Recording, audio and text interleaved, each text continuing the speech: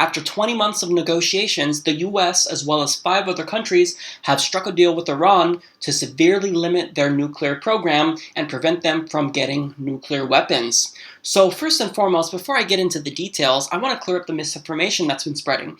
So first of all, no, this deal does not make it easier for them to get a nuclear weapon. That's absolutely false.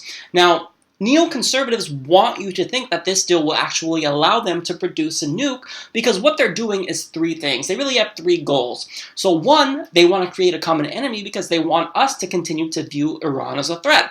Now, why is that the case? Well, they want to fearmonger because 1, it helps their campaigns, and 2, they actually want war with Iran because, well, war is very lucrative, and also it helps their donors who want to fund their campaigns. The military-industrial complex does help fund their campaigns, and defense contractors such as Halliburton and whatnot. Now, even the neoconservatives in Israel, such as Benjamin Netanyahu's Likud party, also beat that war drum because fearmongering helps their campaigns. So no, this deal is not going to help Iran get a nuclear weapon.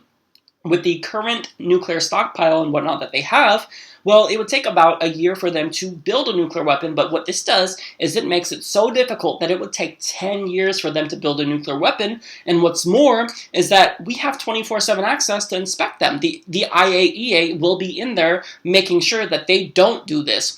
So now let's get into what's really in the deal. Iran has agreed to slash its stockpile of enriched uranium by about 98%, from about 10,000 kilograms to less than 300 kilograms over 15 years. That uranium must be kept at a low enriched level, at 3.67% or less. That would prevent it from being used in a weapon over that period.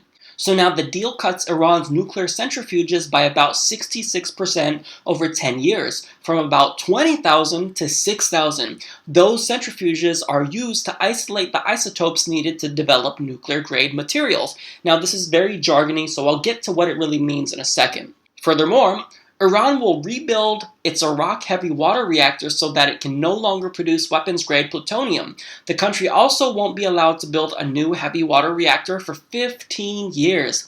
Now, Iran underscored a promise to never seek a nuclear weapon, giving the international community more leverage if it violates that pledge. Iran has also agreed to issue a statement that accounts for military aspects of the nuclear program.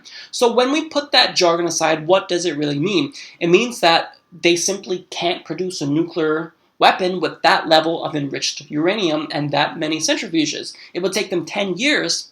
So, as I stated, they can, however, utilize their remaining nuclear program for purposes of energy and science and whatnot. So there's no restrictions under the Nuclear Non-Proliferation Treaty, and there's nothing in international law that says that you can't have a nuclear program for this purpose. So here's the breakdown. What does Iran get? Well, they get the sanctions lifted on them. However, if they violate this deal, the sanctions go right back into place. And they don't want that to happen because over the years, this has really crippled their economy.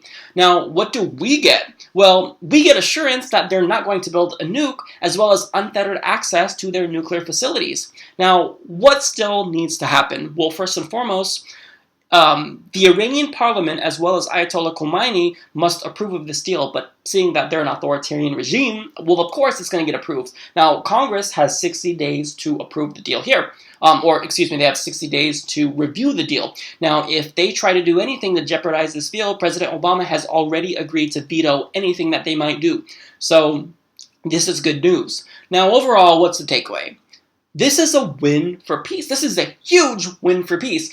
President Obama found a diplomatic solution instead of resorting to war. I mean, even back to the Bush administration, the Bush II administration, George W. Bush, I mean, they were all beating the war drums. He referred to Iran as one of the axis of evil.